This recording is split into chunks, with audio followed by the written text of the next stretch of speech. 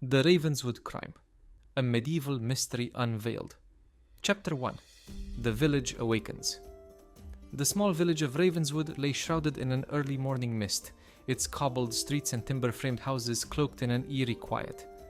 Nestled in the heart of medieval England, Ravenswood was an unremarkable hamlet where news travelled slowly, and secrets festered in the shadows.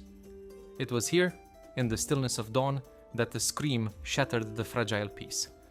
Lady Beatrice, the wife of the manor's steward, was the first to discover the body. She had been on her usual morning walk by the edge of the woods when her eyes fell upon the crumpled figure of Sir Ewan Hartley, a visiting nobleman lying face down in the dewy grass. His richly embroidered tunic was stained crimson, a dagger protruding from his back.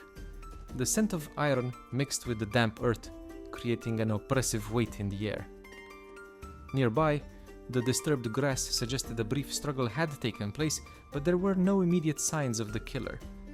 The air hung heavy with dread, and the faint rustle of leaves added to the villagers' unease as they gathered.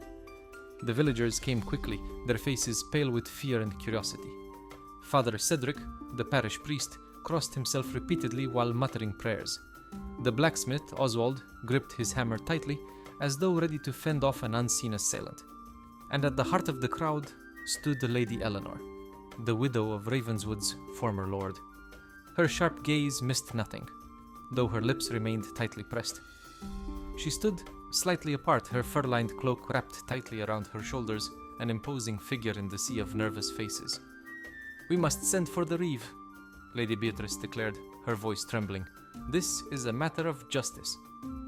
By midday, Reeve Thomas arrived, his weathered face set in grim lines. With him came Benedict of Whitmore, a travelling monk renowned for his sharp intellect and skill in solving disputes. Benedict's arrival caused a stir. His dark robes and piercing eyes gave him an almost spectral presence, and the villagers murmured among themselves as he surveyed the scene. His eyes lingered on the villagers one by one, as though cataloguing their every nuance before finally settling on the body. He knelt, examining the corpse with the care of a scholar unraveling a mystery. "Sir Ewan was no common man," Benedict murmured to the Reeve. "Such a crime will not go unnoticed by the court. We must tread carefully."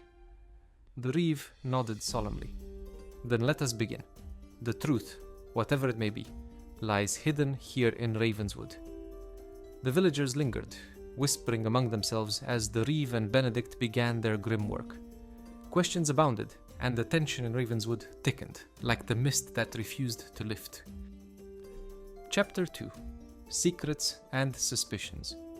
The Reeve's investigation began with a simple question. Who had reason to kill Sir Ewan? Though a guest in Ravenswood, he was not universally liked. Rumors of his arrogance and greed had spread even before his arrival. He was said to have a temper that could ignite at the slightest provocation, and his ambitions had often clashed with those who valued stability over expansion.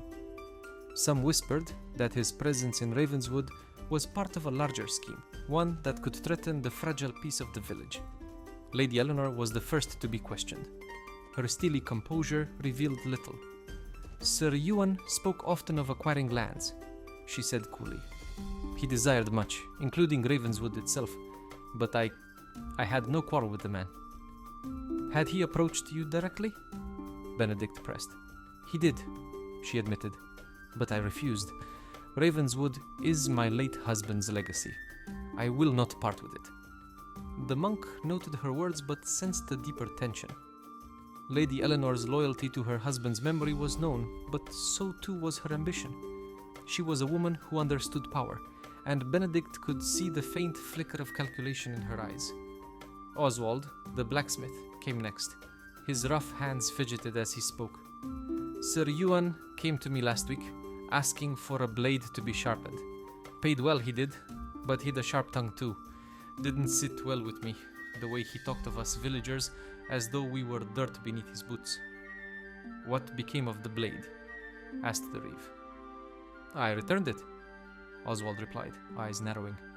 "It's not my place to ask what a nobleman does with his sword, but he seemed pleased with it, or so I thought. Father Cedric's testimony was more peculiar. He admitted that Sir Ewan had attended confession the night before his death, but refused to disclose the details. "The sanctity of confession is absolute," he declared, though his trembling hands betrayed inner turmoil.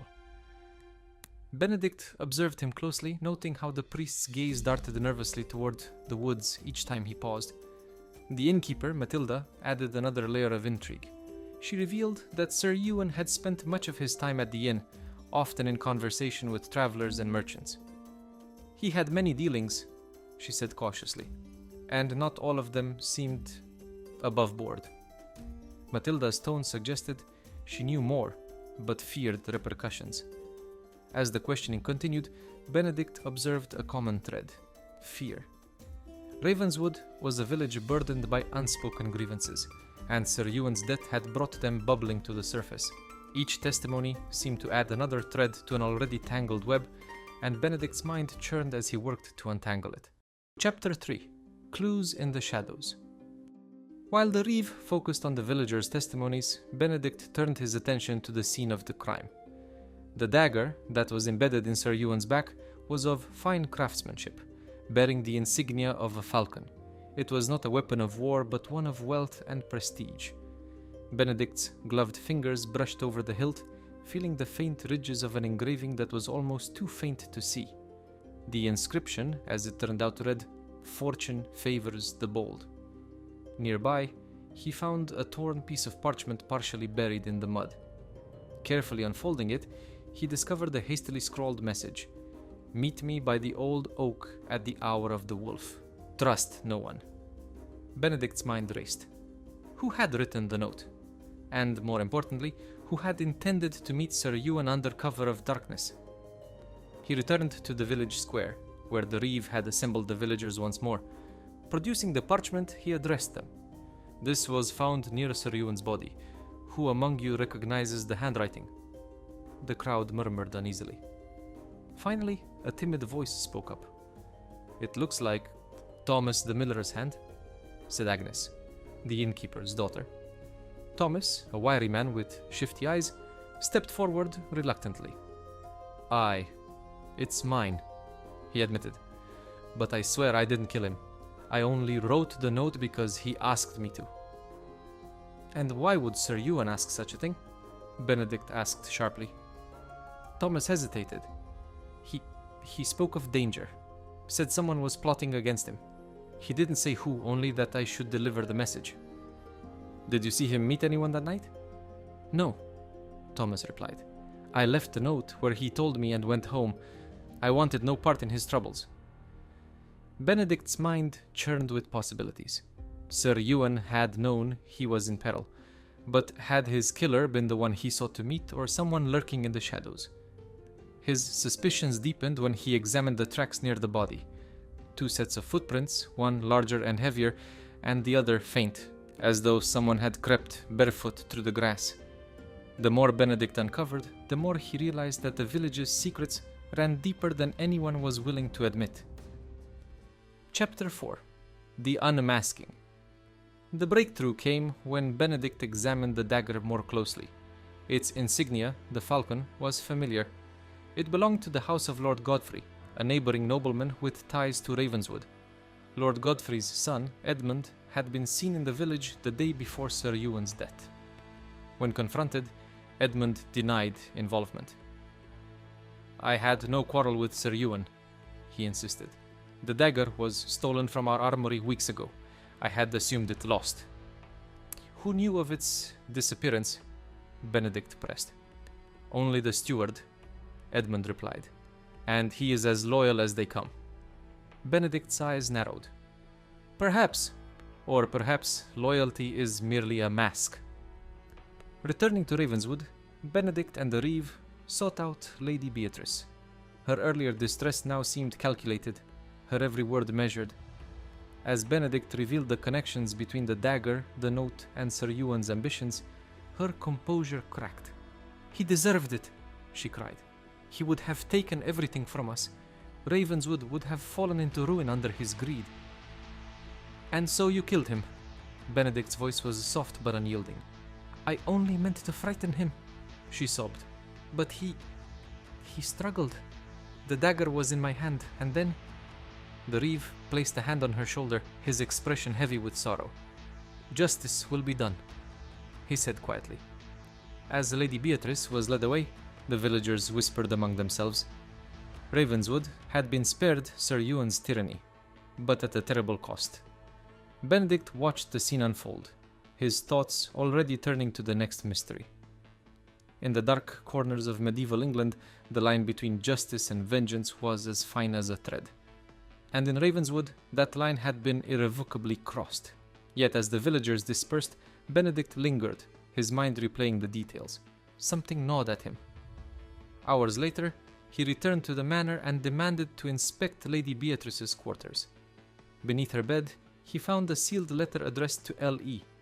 Breaking the seal, he read the words that changed everything. "The deed is done. Ravenswood is yours. Be swift, and we both prosper."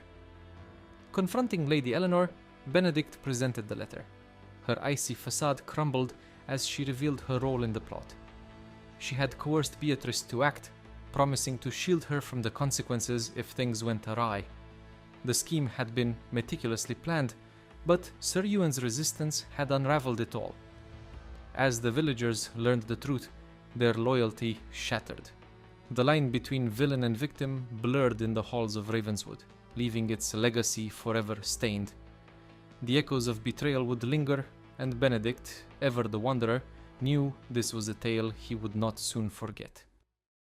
If you've enjoyed this story and would like to hear some more, do let us know in the comments below. And also, don't forget to like and subscribe. It helps us a lot.